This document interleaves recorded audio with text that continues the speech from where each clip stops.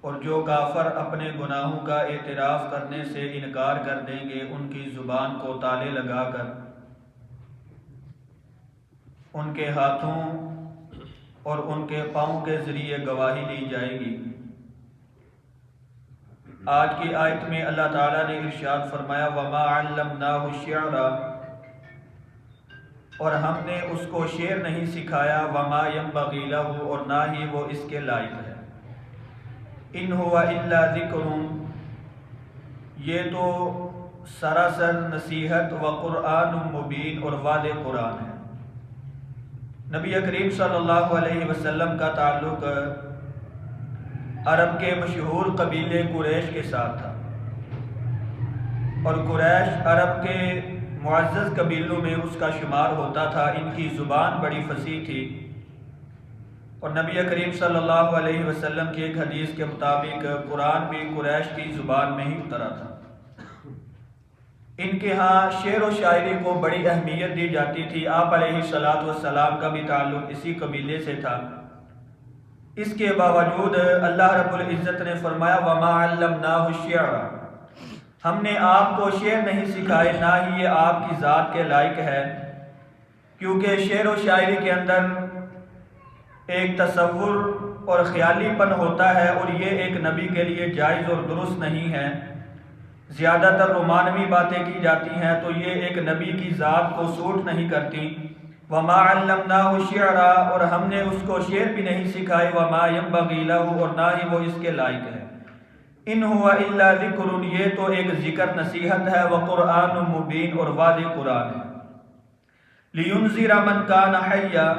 تاکہ آپ اس قرآن کے ذریعے اس کو ڈرائیں جو زندہ ہے، وَيَحِقَّ الْقَوْلُ، اور واضح ہو جائے بات عَلَى الْكَافِرِينَ، انکار کرنے والوں پر۔ یعنی کہ آپ اس قرآن کے ذریعے اس آدمی کو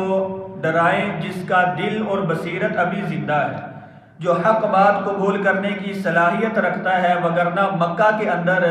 موجود نبی علیہ السلام کے ہوتے ہوئے ابو جہل ایمان لے کر نہیں آیا، عتبہ ایمان لے کر نہیں آیا، ابو لہب ایمان لے کر نہیں آیا۔ دوسری طرف اگر دیکھا جائے جن کے دلوں کے اندر ایمان اور قرآن سیکھنے کا شوق اور جذبہ موجود تھا، جن کے دلوں کے اندر اس بات کی تڑپ تھی کہ ہمیں اللہ رب العزت سیدھے راستے کے اوپر چلا دیں۔ حضرت صہیب رضی اللہ تعالیٰ عنہ روم سے آتے ہیں، مسلمان ہوتے ہیں، سلمان فارس سے آتے ہیں، وہ مسلمان ہوتے ہیں، بلال جو ہے وہ حبشہ سے آ کر مسلمان ہو جاتے ہیں۔ اس کے باوجود دوسری طرف جو ہے وہ مکہ کے اندر رہنے والے بڑے بڑے سردار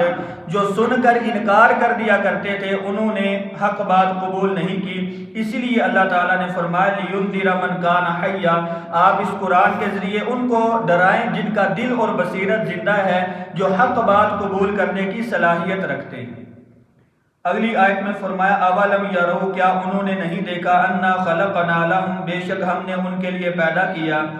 مِمَّا عَمِلَتْ أَيْدِينَا، جو ہمارے ہاتھوں نے بنایا، أَنْعَامًا چوپائے، فَهُمْ لَهَا مَالِكُونَ، تو وہ ان چوپاؤں کے مالک ہیں۔ اس آیت میں اللہ رب العزت نے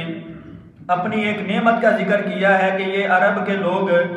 جن جانوروں کو اپنی ملکیت سمجھتے ہیں وہ بھی ہمارے بنائے ہوئے ہیں، وہ بھی ہماری مخلوق ہیں۔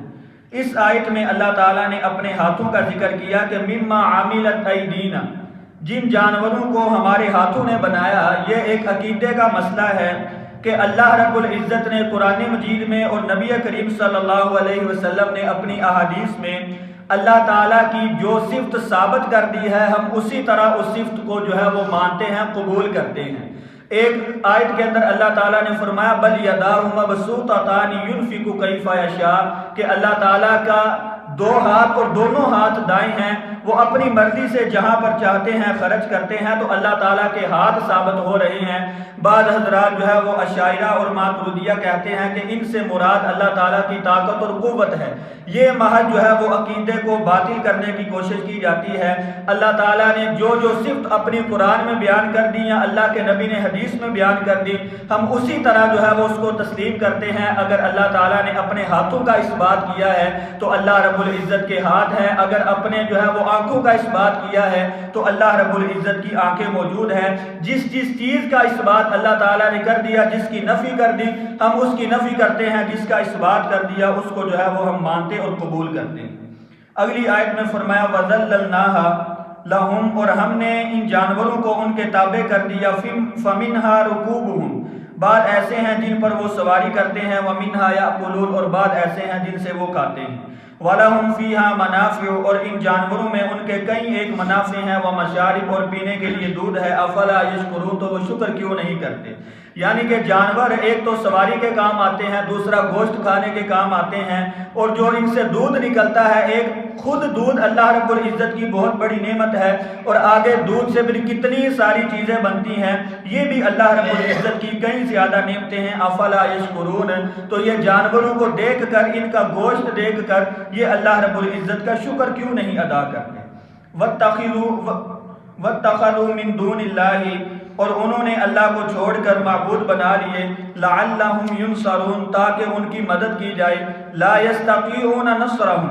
یہ ان کے جھوٹے معبود ان کی مدد کے قابل نہیں ہیں، وَهُمْ لَهُمْ جُنْدٌ، حالانکہ وہ ایک گروہ ہے، مُحْضَرُونَ، جو حاضر کیا گیا ہے۔ اللہ رب العزت نے قرآن مجید میں مشرکین کے ان جھوٹے معبودوں کے بارے میں فرمایا، إِن يَسْلُبْهُمُ الذُّبَابُ شَيْئًا لَا يَسْتَنقِذُوهُ مِنْهُ، جن کو یہ اللہ رب العزت کو چھوڑ کر اپنا داتا اور معبود سمجھتے ہیں، اگر کوئی مکھی ان سے چیز چھین کر لے جائے، ان کے اندر اتنی طاقت اور قوت نہیں ہے کہ وہ اس چیز کو واپس لا سکے، جو خود محتاج ہیں، کسی کی محتاجگی ختم نہیں کر سکتے، جن کو خود دعاؤں کی ضرورت ہے وہ کسی کی دعا قبول نہیں کر سکتے، جن کو خود مدد کی ضرورت ہے وہ آگے کسی کی مدد نہیں کر سکتے، تو دوسری آیت میں فرمایا لا یستطیعون نصرهم، یہ ان کی مدد کی طاقت نہیں رکھتے، وَهُمْ لَهُمْ جُنْدٌ مُحْضَرُونَ، یہ جتنے بھی جو ہے وہ عبادت کرنے والے ہیں ان جھوٹے معبودوں کی، یہ تو خود جا کے ان کے پاس حاضر ہوتے ہیں، اگر کوئی پیر فقیر مر جاتا ہے، اس کی قبر تیار کی جاتی ہے، اس کے لیے مزار بنایا جاتا ہے، قبر کی دیکھ بھال کی جاتی ہے، تو یہ واضح طور پر معلوم ہوتا ہے کہ قبر کے اندر جو بندہ موجود ہے وہ کسی کا کچھ نہیں کر سکتا۔ فَلَا يَحْزُنْكَ قَوْلُهُمْ، تو ان کی باتیں آپ کو غم میں نہ ڈالیں، اِنَّا نَعْلَمُ مَا يُسِرُّونَ، بے شک جو کچھ وہ چھپاتے ہیں ہم اس کو بھی جانتے ہیں، وَمَا يُعْلِنُونَ، اور جس کا وہ اظہار کرتے ہیں ہم اس کو بھی جانتے ہیں۔ اللہ تعالیٰ سے دعا ہے کہ اللہ تعالیٰ ہمیں قرآن مجید سمجھ کر اس پر عمل کرنے کی توفیق عطا فرمائے۔ وَمَا عَلَيَّ إِلَّا الْبَلَاغُ۔